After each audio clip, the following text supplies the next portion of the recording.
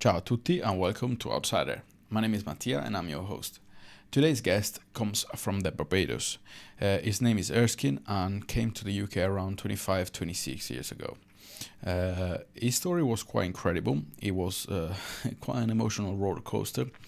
You can tell from watching this that he went through long time ago memories and some things they might have not come to terms with, which is the most beautiful thing about this podcast. It brings out people's emotions through their story, which is what I love. I really did like this conversation, and I really hope you like it too. To support this thing that I'm doing, just like this video, subscribe on YouTube. If you listen on Spotify, please continue to do so. Rate me there as well if you like to. And without further ado, here's Erskine.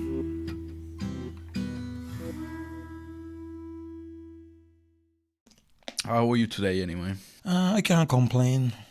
The Sunday, the weekend, just relaxing. Sunny day as well. Sun, yeah, cold. Well, sunny, yeah. But when the sun is out, that's when it's cold. When the rainfall it's got temperature drop. But yeah, after all this time living in London, living in England, I still don't get accustomed to the weather. To be honest, I live with it because there's my home, but I don't get accustomed to the weather at all. Cause living and born in the Caribbean, which we got 25, 26, 28 degrees every day, to come to a different environment, but it's okay. So it's fair to say you prefer the hot and warm temperature then?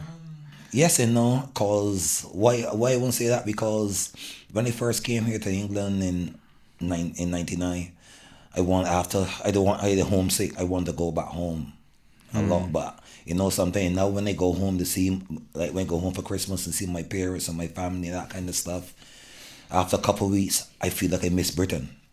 So it feels strange, but 25 years on living in Britain, I felt homesick when I first come here, and now I feel when I go home, I feel like I have to come back. It's time to come back. So I don't know why I have that kind of feeling, but it happens. As an immigrant myself, I totally understand you. I understand what you mean. I go back to Italy for a few weeks maybe, and then I'm like, I really want to go back now because it doesn't feel like my place anymore in there. Is that the same for you? That is the same for me, honestly. And I don't even like to talk about it because I know in my heart I'm a Bajan. I'm a Barbadian. And I love going home and see my parents. I love going home and see my friends. I love going home and going to the beach and do all the things I need to do when I was growing up.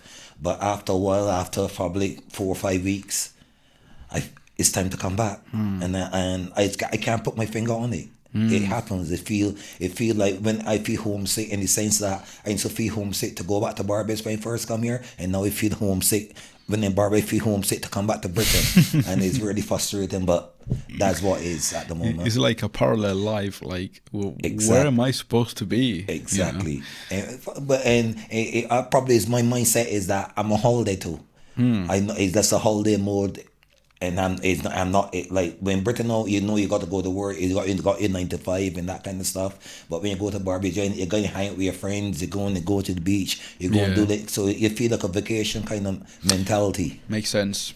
Have you ever gone back to Barbados to work? Like, because it happened to me. I've decided to leave the UK a few years ago. Went back to Italy, found a job, found a house, whatever.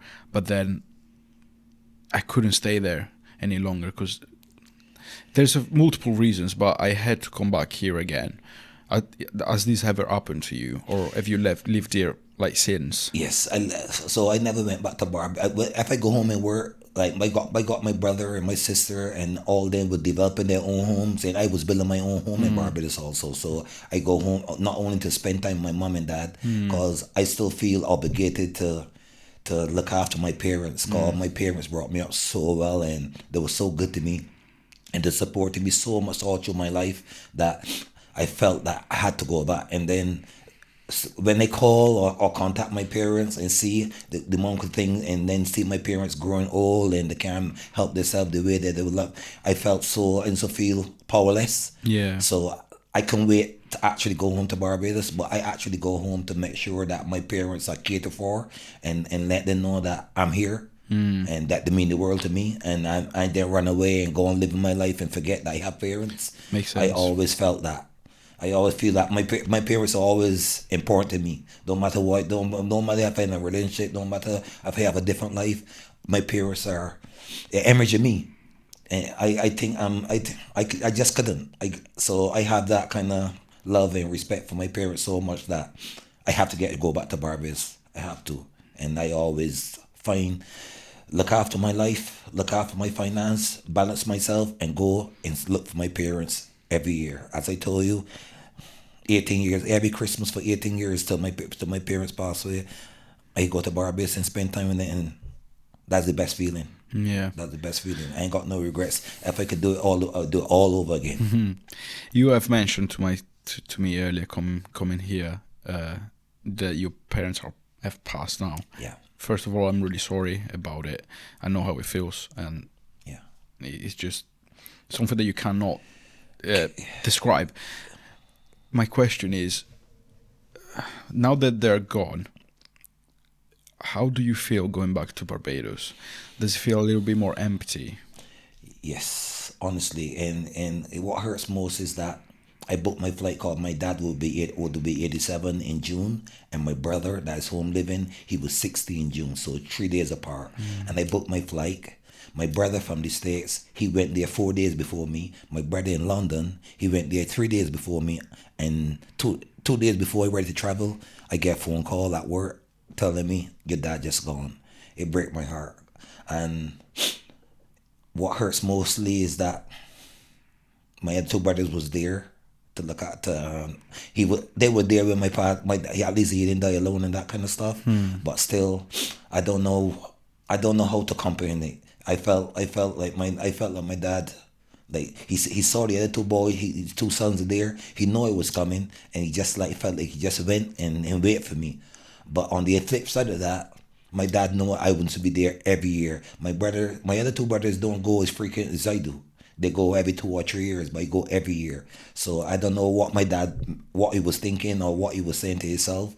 I tell myself, he tell himself, you know something, Erskine is come every year. My other two boys don't be here. I see them every 2 or 3 years. So if I decide to go, let me go with these two kids that I don't see as much. I think cause that morning I talked to him. I talked to him about 10 o'clock, 11 o'clock UK time. And by 5 o'clock UK time, he was gone. Well, do you know what? I don't know if this is going to help you or whatever, but I'm sure it sounds cliche, but if you take time and make an effort for somebody else, whoever they might be, people are going to notice. So if you make an effort to be my friend, I'm going to notice. If I make an effort to be your friend, you're going to notice. If you made an effort for your family, for your dad, for your mom, there's no doubt that they know. Especially parents know. Parents know their kids, so he probably knows what you did and what you tried to do. Yeah, although it hurts, and sometimes when I think about it, it makes me get emotional and that kind of stuff. I know my parents love me, and I love my parents just as much. And I won't swap the kind of parents I had for nothing. Called the way my parents brought me up, I had to go to church every Sunday, like clockwork. No church. You're not going to play football. You're not doing nothing. Church was, and the values my parents bring me up with, I can't thank them enough. And I use that same values and respect in my life today. So I thank God for my parents. And although it hurts, and sometimes when I have to talk about my parents, I know they're gone, it's a hole in my heart. It's a hole that is missing. And I went to Barbados for the funeral in June for my dad. I was going to go out this Christmas, but I decided that I'm going to spend, cause for the last 18 years, I just spent Christmas with my family, with my parents. I did decide this year I'm going to spend this Christmas with my partner, my missus. So that's that decision I made. I'll probably go later on next year or something, but I decided that I'm going to stay this Christmas because I didn't do Christmas in UK for nearly 18 years. You're gonna have a cold one then this year then. Yes, instead of 30 degrees or 4, I'll have a minus. It's gonna feel weird. Yeah. Well, listen, what are your fondest memories then from when you were a child with your family and in Barbados? Because you came here when you were 30, you said, around 30. Yeah, my fondest memory as a young person is growing up. My mom and dad, one sister and five brothers. My mom had six kids, five boys and a girl. We had a three-bedroom house where my mom and dad in one bedroom, my sister in one bedroom because she was a girl, and five boys in one bed. And it sounds funny, but in the sense, I never thought no in my life that my life would go this way because my parents had everything. I agree on that. But you know something? We had love, and my parents was always there for us to make sure that they go and work, to make sure they cared, to make sure we were fed, to make sure that we respect each other as brothers and siblings. We had our little quarrels and everything and that kind of stuff. And another thing that my parents instilled in us, cause when they growing up, my parents, we had sheep and cows and goats. In your garden, or did you have like a land? So what happened is we live in the country in the north of Barbados. Sorry, I didn't mean garden in that way. Yeah. It's just, you know what I mean. I just some places have. So what happened is that it was a three-bedroom house. The back of the house was probably an acre and a half of land. We built sheep pen. Yeah. We built sheep pen, but what happened where I live in the country, it was a lot of greenery.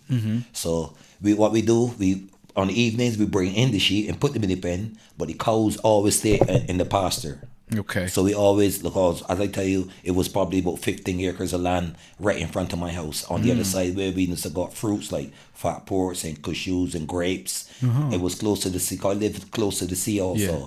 So that was the pasture we used to put our cows in, and that was a mean of income. Because as I said, my dad was a carpenter. My mom worked in the Ministry of Transport and works where it's like sweeping the road and keeping the drainage and make sure the water is running straight on the road and that kind of stuff. And the money that they brought in, sometimes having six kids. Yeah. So we had to find other ways to make income. So cows and sheep, animals become important in our lives. So, and all we had our duties. Mom and dad, my mom and my sister would do the cooking and cleaning in the house while we outside making sure all the animals are catered for, make sure that everything is done on that side. And we had love in the home. And another thing that a lot of people don't understand is that when people talk about hand-me-downs, I don't know if people understands that, but the clothes that can fit my brothers, my older brothers, and so come down to me. So the clothes that come all the way down once, so don't have patches and that kind of stuff. We used to go share clothes in terms of if the clothes can't fit my older brother, it would come to me. The ones that can't fit me would go to my thing. So we had to live like that because it's not. And I can remember going to school and someone wear flip flops. Sometimes I go to school barefoot. I went to school barefoot many days already. And it's not funny because the road is tar road. It's so hot sometimes, and you go walk on that. Sometimes barefoot, and then we used to got one pair of trainers and one pair of church shoes. So you had to look after them. No, of course, it's not like today. You Not have like like today. 30 So pairs sometimes of when kids here and then I'm working in schools and working with kids and kids saying that they got a hard life. They don't. You know, when you got PlayStation and got phones and all kind of stuff, I don't even know what mobile phones was till they come to Britain. I didn't know why having 5 and 6 and 7 pair of trainers, £100 trainers. I ain't accustomed to that kind of stuff when I was growing up. Can you remind everyone what year was this? What kind of era was this? I'm talking about the 80s. The 80s in About Barbados. the 80s, yes. Whereabouts in Barbados? Where is this? Barbados is situated in north of the country and they have 12 parishes. And they come from the north, which is a place near St. Andrew. It is East Coast Road, St. Andrew, Barbados. Were you rural? Rural country. We call it in Barbados the Scotland District. Scotland. The Scotland District. District. Yeah, but it's a rural area in the countryside, yeah. Okay. And we also call it, what happened is right in the bottom of the country. And every road that you leave, you have to go up a hill to come out the country. So wherever road you travel, you have to go up a hill to come out to St. Andrew. But it was my home. It's still my home. Yeah. How would you describe that place?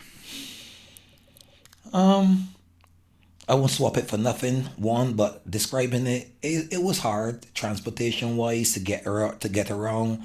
In my opinion, the way other parishes get developed, I don't think St. Andrew was developed as much as other parts of the country. But I don't use that as the excuse, and I don't use nothing that happened in my life as the excuse to be bad or to do things that is not right. As I tell you, I brought up with values and everything. So whatever come to us, we try to manage it, try to look after it, and try to, and don't let it be a negative. Just keep striving.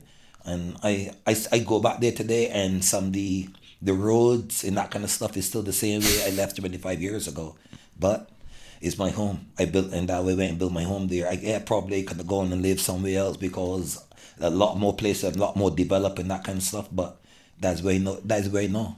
So I haven't swapped.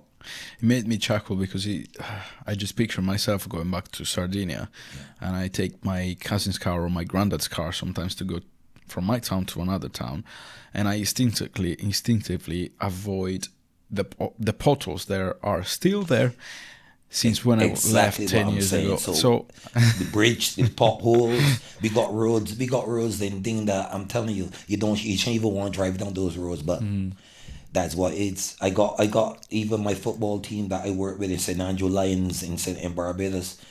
The infrastructure around the fields and then it's not great. And in Barbados we got 10 Premiership clubs in Barbados right now. And now my team, St. Andrew Lions, is going back to the Premiership. And if you go to Barbados now and go to the infrastructure, all the other 9 teams, it's so wide. It's hurtful, but as I tell you, I'm not a person to be criticized or nothing. People do their decisions, and sometimes you have to live with decisions, and you do not let it stop you from striving or trying to be a better person or nothing like that. So I'm not gonna knock it like that. I understand. I'm gonna keep on being positive, and I'm so proud to be Bajan, one, and two, to come from that part of Barbados. I hope I'm a role model. I hope when people look, they can see that someone from this part of the world, someone that from that part of the country, still believe that anything is possible. One, and two, don't matter how tough life get in terms of infrastructure, roads, living, family, you still got to get up and go. You still got to get up and go, because life is stuck sometimes. If you had all the power and money in the world, what would you do for your country to make it better or to make it? Everything. I love my country, one, and I see a lot of good things in Barbados, because I know that there got a lot of flights that leave here and go to Barbados every day. And so I'm not going to. And if you go to Barbados, on holiday, I can guarantee you'll go back again. Not because I'm knocking other Caribbean countries, because it's peaceful, the people are warm, it's a lovely place to go. The beaches, the people are very friendly, and it's a lot to see. Although it's a small country, which is only 166 square miles, where it probably can take 45 minutes to get from one seaside to the other seaside, it's still a lot to see, and you can have a really good time there once you're there. And if I had the money, one thing I'll do, I'll look after my family. One, two, I will look after my football team, St. Andrew Lions, and I will look after if I could look after the roads in St. Andrew and help up with the transportation and make the roads more usable for vehicles and that kind of stuff. Those kind of things I would really like to help doing. Yeah. Would you bring some rules that UK has to Barbados as well? Do you think there's any need for anything like that, like laws or rules or anything like that?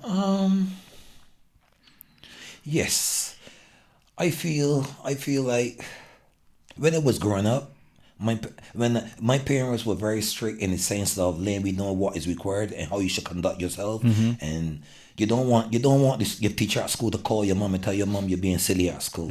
I think here the rules.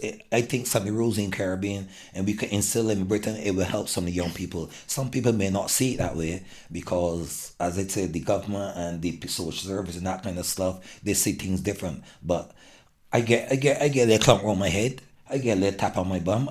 But I never thought my parents were abusive to me. I never thought that my parents were strict. I just let me know that this is the rules, and I adhere to the rules. And my parents were so nice at one time, but when they give you that look tells you fix up. Yeah. That look tells you fix up. You don't need no more than that. When you know you're being silly and your parents give you that look, fix up. But nowadays, especially now I live in Britain, I don't see that sometimes. I don't. I see kids feel like it's okay to come and disrespect the elders and have no respect and that kind of stuff and being rude and that kind of stuff. And that is not the way it was raised. Yeah. I hate to see it, one. And two, I can do that when I was growing up in Caribbean. I can do that. I can see my next door neighbor or another elder person like my mom or dad walk in the street and I being rude to them or swear or like confronting them. I couldn't, cause that wasn't the way it was written. That wasn't my moral. That was so when I see other kids coming and trying to be rude to adults and on the street and just being silly, I don't agree with that. 100% agree with you here. I don't agree with that at all.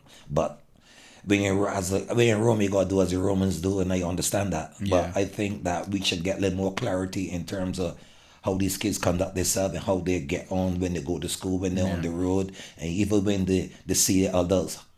I get into buses in here in London or here in Swindon, and have people pregnant even on the train.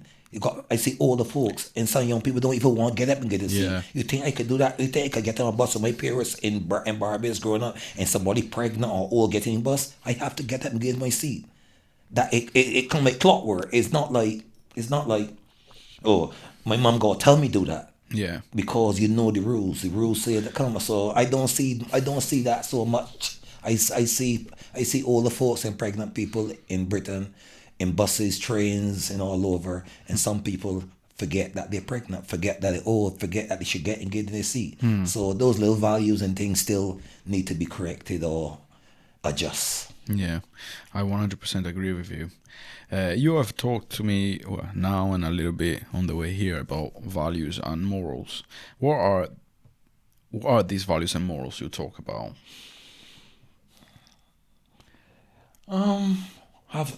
Get back to having respect for your elders. Yeah, I mean, you just mentioned this one, yeah, of course, but how to like for instance, when I first come to Britain and that kind of stuff, every time I see someone like my neighbor or say good morning, people don't say good morning anymore. People when I grew up in Balmorals.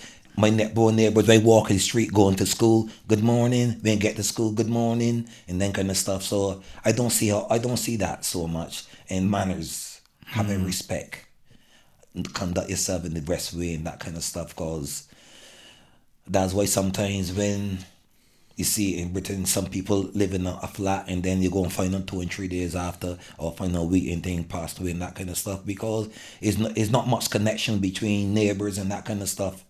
And in Barbados, that don't happen. In Barbados, all the neighbors know each other. They help each other. When somebody want their lawn cut, all we get together and do it. It comes like a community. Not saying it don't happen here because there got a lot of community events that happen in Britain that people get involved in that kind of stuff. But in Barbados, you always help your neighbors. There's more of the community, the easier it is to be this way as well. Yes. If you live in a big place where there's like millions of people like London, it's harder because you don't know the person next to you. Whether in a small community, in a small town, you're like, oh, okay, that's Erskine. I know him since he was a kid. Or look at him now. It's like, so it's different. It is. I've spoken with some people here in the podcast that they said the same thing. When they come from a small place, and I am one of them, the community is bigger, is warmer, everyone helps each other. But there's a flip side to it, which is people talking about your business behind your back and all this stuff as well, which, I see it in between. Yes. So I do love the community. I know all my neighbors here. You said, I do the same thing. Even when I live here, yes. You see him. When I come on the road in the morning, I see anybody walking, I say good morning and try to interact, which is good. That's healthy. Yeah. 100%. That is healthy. Cause even going back to my dad, to my dad passed away in June. When they go home to Barbados at Christmas, he loves sitting on the veranda on the porch and see people pass so he could say hello. Still try to be engaged or still like to be a part of the world. I never want him to be sitting in his bed all the time like that and just like looking at four walls. I never wanted that for my dad. So every that way I went home, I get a lady to come in and start cooking and looking after him. And then every morning I get a wheelchair for him, bring me out in the porch and leave him so that he can have some breeze, have the Yeah. sea, have people passing and say good morning, Mr. Smith, and that kind of stuff, and just still be involved in society. Because when you are not involved, you feel it goes. And I know it broke. I know my dad thing because I know that my parents have married over 60 years. And I know when my mom went, I know my dad wouldn't stay around. I'm grateful that he stayed for 2 more years and 2 months. But I know my dad died with a broken heart because he was lonely, and it hurts. And although he's gone, and I understand, it still hurts that he's gone because, but I know he'd miss my mom a lot, and I know that, and it's a long time, and I didn't think he wanted to be there no more by himself. So I know what you mean. yeah. I can tell that you miss him very much. Let's go to your teenage years. What were they like? Some was up, some was down.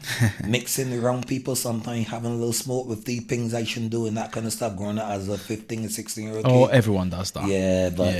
But my parents wasn't in for that because my parents was kind of like pillar in the community. My dad was a carpenter, fixing everybody's house in the area.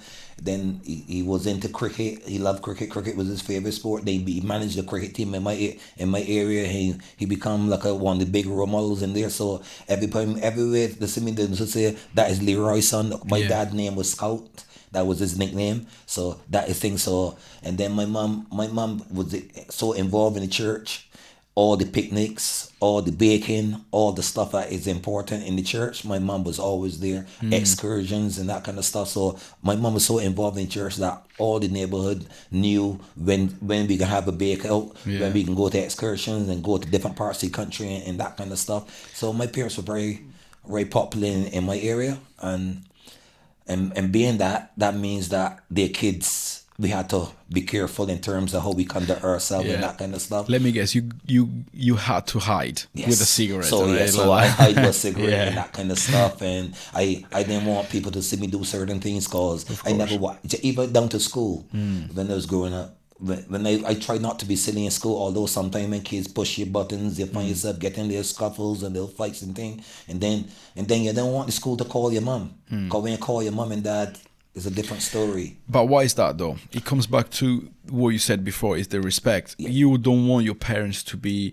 first of all, mad or upset at you. You don't want to disrespect them, and you don't want to... I don't want to put shame on the family in that sense. And you don't want the community to look bad on you and your family. Yes. And it comes back to what you were saying before. Nowadays, this thing is not very popular around.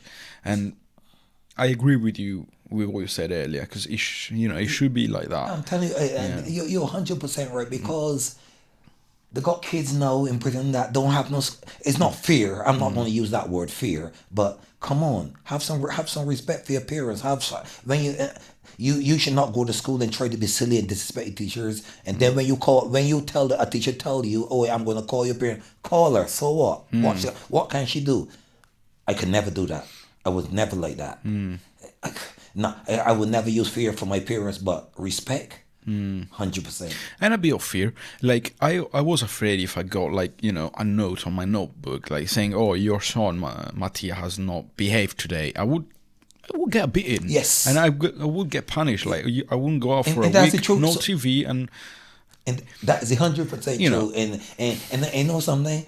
I deserve the punishment, but I know, so try my best to don't get into those positions, because my parents don't take my parents would put things on the wall, my parents would sit by the door and wait till you come home and all kinds of stuff. Sometimes you don't even want to go in the house because you can get beaten. You can get beaten. Yeah. And that's not a negative. I never ever, I could live till long as I live. I never ever felt that my parents were abused or nothing like that. My parents was just, these are the rules, this is where I let you to conduct yourself. conduct yourself this way, or else this can. And that was rules, and I understand when you break the rules, Yeah. it's consequences. Yeah. People don't want to realize that when you break the rules, it's consequences. Yeah, don't get me wrong. I'm against abuse. Like, Yeah, you I'm can't abuse 100%. a kid. I wouldn't. I not my parents to punch me and No, no, and no. hit, right. It wasn't. It wasn't like that. But give me a little tap and let me know. Oh, yeah. Excuse me. No, don't go. 100%. Another thing also, when you stop your parents that gotta make $1 to gotta go to school to meetings, come on, you stop your mom and dad from making an extra $1 to make sure that you eat. 'Cause as I told you, I don't even have TV. Yeah. I didn't even have a TV in our home. We used to go listen to radio. And those times we have black and white TV, and I used to go to my aunt's house to watch the TV. And like when football is on, I used to go to my aunt's house. So I understand. So I knew exactly what is required of me. I knew exactly what the rules of my parents, Yep. and I try my best I can to adhere to them. When I can't, I hide and do things that I know that my parents would not will object to. And so, but some people don't. Kids don't hide. Kids just do it in your face. Like, so what? That's Yeah. not the way it was. Yeah, I totally agree with that. So to go back to your teenage years, what is the fondest memory you have? What do you remember doing the most? Probably playing football or something like Playing that. football. You know something? I only started to play football when I got to about 10 or 11. We started to go to secondary schools. Because when it was from 5 till 11, my kids had shoes. My parents wasn't able to give me all the things I needed and that kind of stuff. We had animals, so I had to be home a certain time to help with the animals.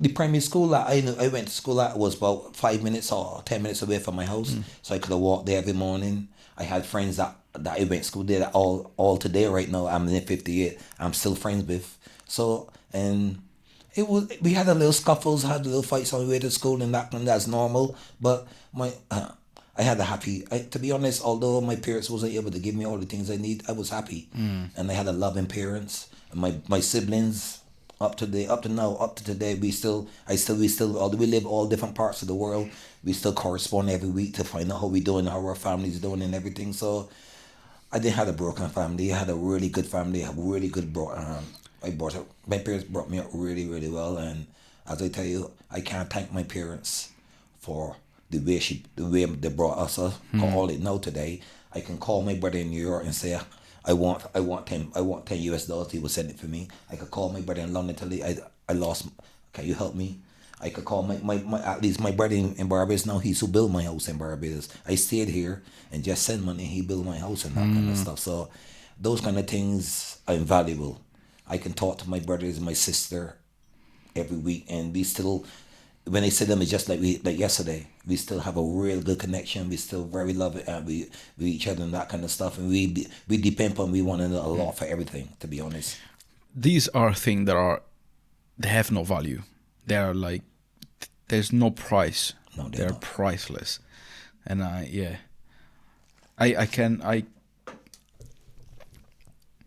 when you talk, I picture myself and my childhood as well, because there's so many things that are very similar, it's just so weird and fascinating to me at the same time that you are from the other side of the world, from another era. I wasn't even born in the 80s. You were born in the 60s. In what year exactly? 1967. 1967. I was born in 1993, and I am honestly glad, I'm proud that I grew up with similar values, because I did. My grandparents were the same, my parents were the same, and I think these are the best values, not because I was brought up with them, but it's because I see some values nowadays and I just do not correspond and do not I agree. agree with them. And I agree totally. My grandparents were such lovely people. I get every time I think about my grandparents, all I could think about is care. The way they made sure that we were catered for.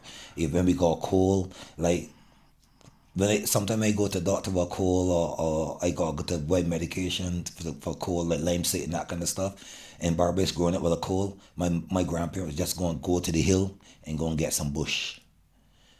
and make bush tea. Really? I'm telling you, sir. The bush tea, I'm telling you, ain't all of my grandparents are telling me, anything that don't taste good is good for you. If it don't taste good, it's good for you. So I wasn't accustomed to lime sip and those kind of stuff that we use here for colds.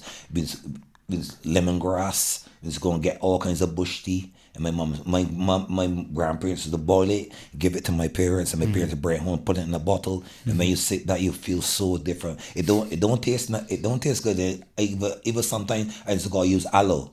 My parents every morning, sometimes parents would get aloe, slice it, and just chip a little piece and put it in your mouth and get the sugar and put it because it was so bitter. Sometimes you just gotta open your mouth and make sure it don't touch your tongue because if it do, it's bitter for the whole day. So all those kind of remedies, all it knowing, but I still got all those things in my around my neighborhood. Yeah, we still aloe. We got so much aloe around my house, my parents' house in Barbados. All it know.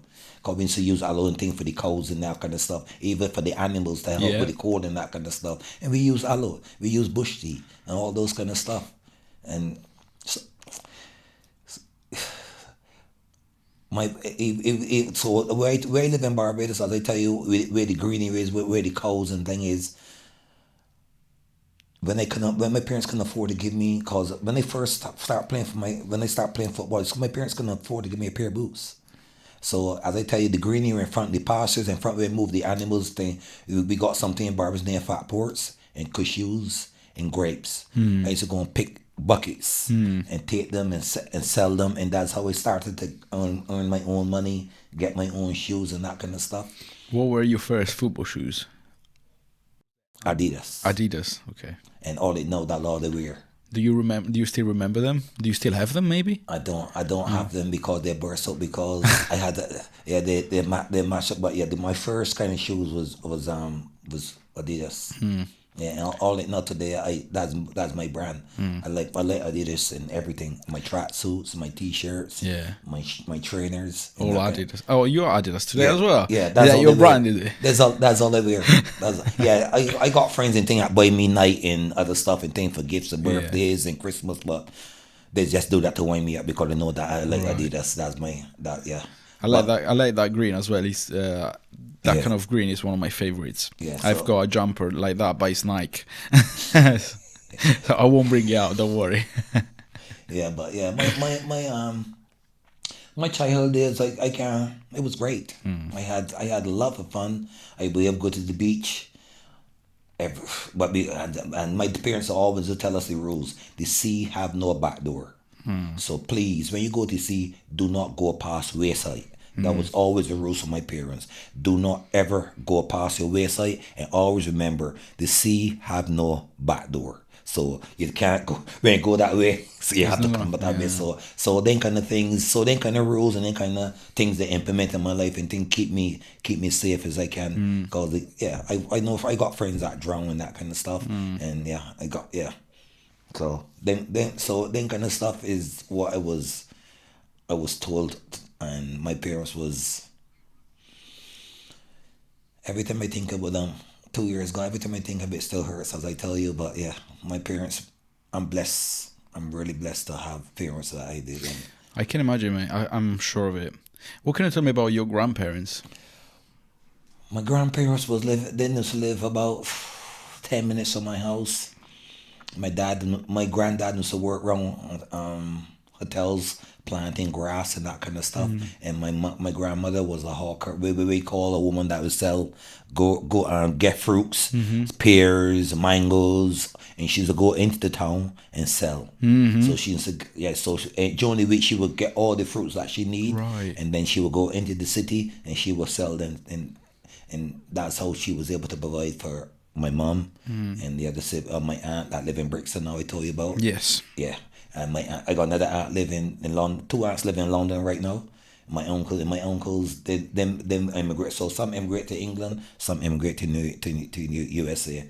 So, but that is how So my grandparents was very intimate in because of my grandparents. My parents was able to pass the values from my grandparents into them to us. So my grandparents were very important to us. I still got a picture of my house of my grandparents. But my granddad was, he also don't mess around. He also don't do much talking. He just has to observe and see you being silly for a month or two, and then we come and tell you, excuse me, I saw you do that. Don't do it no more. So that is what that kind of grandfather he was. He was very, very, very observant, and he always would say, cause he always tell me, don't bring the shame to the family. You ever see the police? You ever see police at this house? My parents is telling me the same thing. Have you ever seen police knock this door? Don't ever let police knock this door for you all. So those kind of things that they taught us. It kept, as I tell you, I don't know if we can use fear, but it was a knock on effect and letting me know these are the values, this is the way that they want you to conduct yourself, this is the way they really want you to travel, and keep away from bad company. Things that, cause sometimes your best friend could be a worse enemy. Oh yeah, I wouldn't call it fear. I would call it respect. Yes. Like again, I would just call it respect. Yes, respect. Yeah. It's like when you see someone on the streets and he's disrespecting you. You're gonna try and make him respect you, him, her, whatever, the person. You're gonna try. Talk about it instead of but I don't like that. I'm not I don't like it. I don't like to see people. Same, but you can't be soft. Like you can't be. Oh, I'm so sorry. Can you please? No, you're gonna be like, you are disrespecting me. I am asking you right now. Stop it. So you're gonna have to be a bit strong, a bit. It seems like you're trying to input some fear into the person, and in a certain way, you are. Talk and don't have a conversation. But two wrongs don't make a right either. So that's my parents that tell me 2 wrongs don't make a right. So because that person being silly, you don't have to be silly too. Exactly. But you have to be strong enough, and it comes back to what you're saying. Like it's not about fear, it's about respect. They're gonna say to you, Erskine, if you do that, there's gonna be consequences, and they can't say it to you with like a smile because you wouldn't believe it as a kid. It's true. What 10-year-old is gonna believe his parents? That's like, you know what I mean. So it was that way, and I agree with that. Yes. So I can growing up in Barbados, as I said, in the 70s and 80s and everything. And where I come from, Barbados, it was tough. But I won't regret. I ain't got it made me the person I am today. And all the knockbacks, all the different kind of comments and things that you go through as a young teenager, it makes you it open your eyes and it teach you how to conduct yourself, how to look after yourself and your fellow people in the area and that kind of stuff. So I ain't got much negative in terms of how I was brought up and that kind of stuff. I think I was brought up really well by my parents. I had some really good family. I had some good friends, and I had a really good childhood. I won't swap it for nothing. I ain't got much negative to say in terms of, I don't even when some people say your name, call your country banking because we come from the country, I never even let that bother me or nothing like that, because I know who I was, and I know what I stand for and how to conduct myself. So I never let the negative thoughts get me too down. Yeah. You were talking about your house earlier, and I got a question. How do you make your house there? What did you call it? The house I raised in was wood. That's what I was trying to ask. So my parents' house was a wood house, 3-bedroom board. We called it board house. Board house. Board, wood. Board. I see what you mean. Right. So okay, that's what I was interested in. That was my question. Yeah. So my house in Barbados wasn't. I was brought in was just a wood, was just board. And when the rain hit on the house top, you could hear and then sometimes when we have bad weather and thing, we just think if the house top can get blow off, because in those days you use nails to do the roof and everything. Right. So because my dad was a carpenter, he made it as sturdy as he can. Yeah. And that kind of stuff, but he can only make it as sturdy as he can with his finance, but what he can afford because of his job and that kind of stuff. Makes sense. Yeah. But I didn't have no dramatic problems in terms of our house being damaged or nothing like that. In terms of the wood house, But now, the 2025, now you go back to Barbados, you probably find probably near 75% of the houses now are wall now. Yeah. But when I was growing up in the 60s and 70s and 80s, It was wood. wood house. Yeah, our house was wood house straight through till about probably 15, 20 years ago. Yeah, it makes sense. I thought I heard it, and I was like, I need to ask him that. Yeah, it would. I brought no blocks, no just bare wood. Yeah. Right through my childhood. Listen, what? I don't know how to put this question. What type of food brings you the best memory of Barbados?